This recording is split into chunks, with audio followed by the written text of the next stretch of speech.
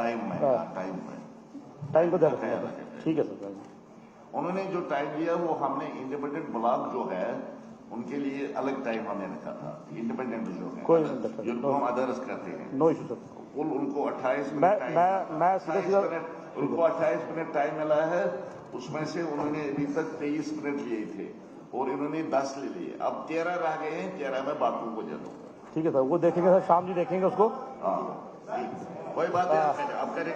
मैं सीधा पॉइंट पे आ रहा हूँ सर। मैं कुछ ही डिपार्टमेंट से बात करूंगा आज के। सबसे पहले मैं सर जीएडी पे आऊंगा। 2 कमेटी का गठन हुआ है सर, उसके लिए धन्यवाद भी करते हैं ऑनरेबल सीएम साहब का। एक कम्प्रहेंसिव ट्रांसफर पॉलिसी की बात हुई और कैजुअल लेबरर्स की बात की हुई, उस पर कमेटी बनाई गई। मेरी रिक्वेस्ट है सर ऑनरेबल सीएम साहब से आपके माध्यम से, सिमिलर लाइन पे सर अगर एक एनएचएम के एम्प्लॉइज की यहाँ बात हुई है, कोई भी पार्टी नहीं जिन्होंने उस पर बात नहीं की। नेशनल हेल्थ मिशन के हमारे एम्प्लॉइज हैं, उनको भी फेस्ड मैनर में चाहे जैसे भी उनको रेगुलराइज किया जाए।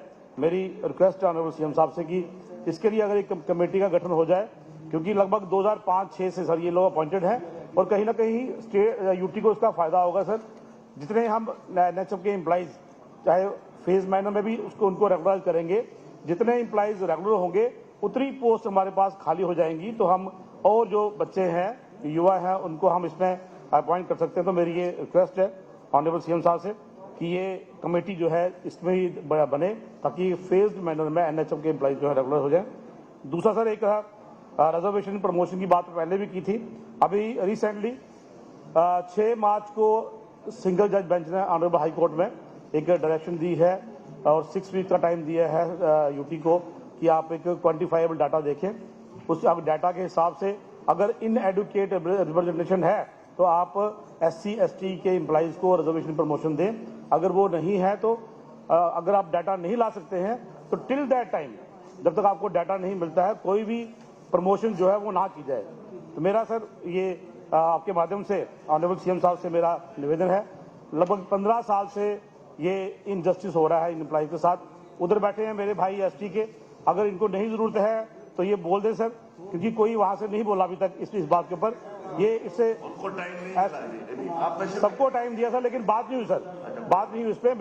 मेरी रिक्वेस्ट ये कहते हैं, हमारे आका दिल्ली में बैठे हैं, आपके आका यहीं बैठे हैं सर, जम्मू कश्मीर में ही है, इस वक्त जम्मू में ही है। अगर हमें दिल्ली जाना पड़ता है तो आप कम से कम जम्मू में बैठे अपने जो आपके, मैं आका नहीं कहूँगा, जो आपके बॉस हैं उनसे रिक्वेस्ट करें कि ये जो इनजस्टिस हो रहा है इस पर जो है इसको, एंड कोई भी कानून sir, nothing in the law bars you, कोई भी आपको रोक नहीं है कि आप इसको इम्प्लीमेंट ना करें। क्योंकि जब हिंदुस्तान का संविधान, ऑनरेबल स्पीकर साहब, कॉन्स्टिट्यूशन ऑफ इंडिया जब यहाँ लागू हो चुका है तो आपको कोई भी कानून जो है वो बार नहीं करता है इसको लागू करने से। मेरी रिक्वेस्ट है इसको लागू किया जाए, रिस्टोर किया जाए। इसके साथ साथ सर एक प्रोविजन होता था जम्मू कश्मीर में जो 2004 में बंद कर दिया गया, हमारे JK-AS के ऑफिसर्स को जब उनकी एलिजिबिलिटी बनती थी for the next grade, next promotion, तो they used to be promoted in the next grade. लेकिन अगर पोस्ट आर नॉट अवेलेबल तो उनको एक नॉन फंक्शनल ग्रेड दिया जाता था, जो कि 2004 में जिसको बंद कर दिया गया। मेरी रिक्वेस्ट है ऑनरेबल सीएम साहब से, वो नॉन फंक्शनल ग्रेड जो आप JK-AS ऑफिसर को देते थे उसको रिस्टोर करें, ताकि अगर उनको उस पोस्ट के लिए अगर वो पोस्ट वैकेंट नहीं है तो कम से कम वो ग्रेड उनको जो है फाइनेंशियल जो उनका लॉस है वो ना हो सर। इसके मेरी रिक्वेस्ट है ऑनरेबल सीएम साहब से। और हमारे युवा, हमारे बच्चे जो बीटेक करते हैं किसी भी ब्रांच में, उसमें एक ब्रांच है केमिकल इंजीनियरिंग सर। ये आपकी सरकार में, जब नेशनल कॉन्फ्रेंस की सरकार थी, 2011 में ये प्रोसेस इनिशिएट हुआ था। GAD का एक ऑर्डर आया था, उसके बाद 2014 में GAD ऑर्डर नंबर 600 डेटेड 19 जून की एक कमेटी बनाई जाए जो इसको देखेगी कि if there is a provision for if there is a feasibility of establishment of a separate chemical engineering wing।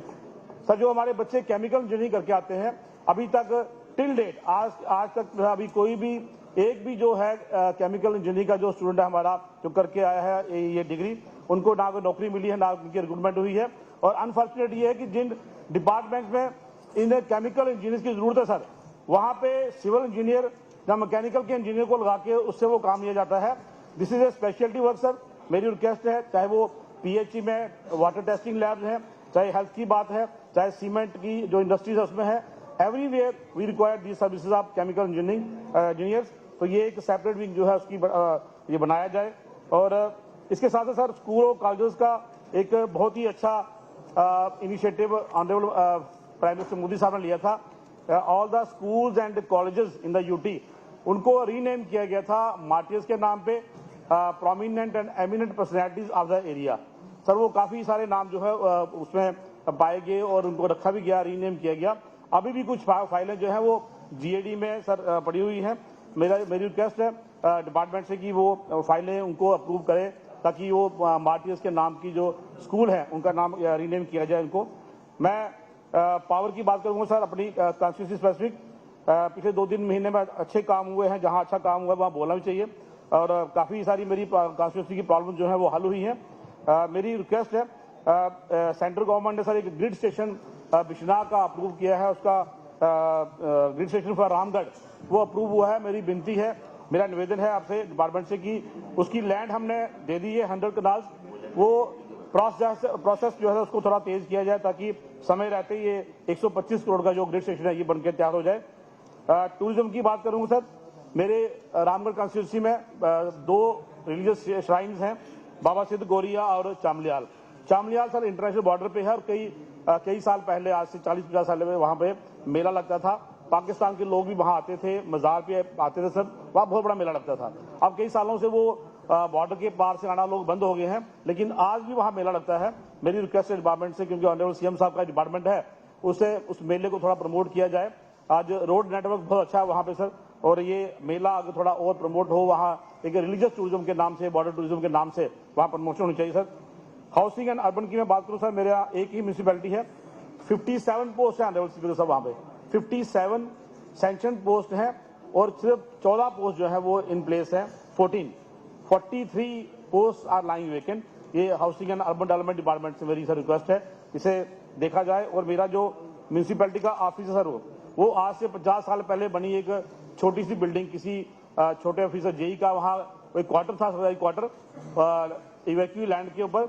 आज वो ऑफिस उसके अंदर चल रहा। म्यूनिसिपैलिटी पूरी सर जो है वो एक म्यूनिसिपैलिटी जेई क्वार्टर में चल रही है। पिछले कई सालों से वहां उसका ऑफिस नहीं बना। मेरी रिक्वेस्ट है कि उसके पैसे दिए, उसका फंड दिए जाए ताकि वो बने। सर एक रेवेन्यू की बात है सर, बड़ा ये एक ह्यूमैनिटेरियन ग्राउंड में रिक्वेस्ट करूंगा। मेरी 2 पंचायतें हैं सर रामगढ़ कॉन्स्टिट्यूंसी में, पंचायत दियानी और पंचायत कटली। पिछले 5 साल से एक्सप्रेस हाईवे का जो काम लगा हुआ है, उसके अंदर जो लैंड एक्वायर हुई है उसका कंपनसेशन कुछ फैमिलीज को नहीं मिला है। वो डिटेल डिपार्टमेंट के पास है सर, वो डिस्ट्रिक्ट एडमिनिस्ट्रेशन के पास है। कुछ छोटे मोटे कुछ ऑब्जेक्शन लगा के उनका काम, ये डिसबर्समेंट ऑफ कंपनसेशन रोका हुआ है, वो उनको मिले। दूसरा पंचायत कटली है सर, जहां डिफेंस ने लैंड एक्वायर की थी। पिछले 15 साल से सर सब कुछ क्लियर है, लेकिन को कम से कम 150 फैमिलीज हैं जिनको वो पैसा मिल रहा है। वो कंपनसेशन सर वो जल्दी से जल्दी जो है उसको डिस्बर्स किया जाए। एक सर लास्ट पॉइंट है इन्फॉर्मेशन को लेके सर, हमारे जो न्यूज़पेपर के हमारे कुछ बच्चे हैं आजकल जो मास मीडिया में काम करते हैं, they have applied for registration of their newspapers.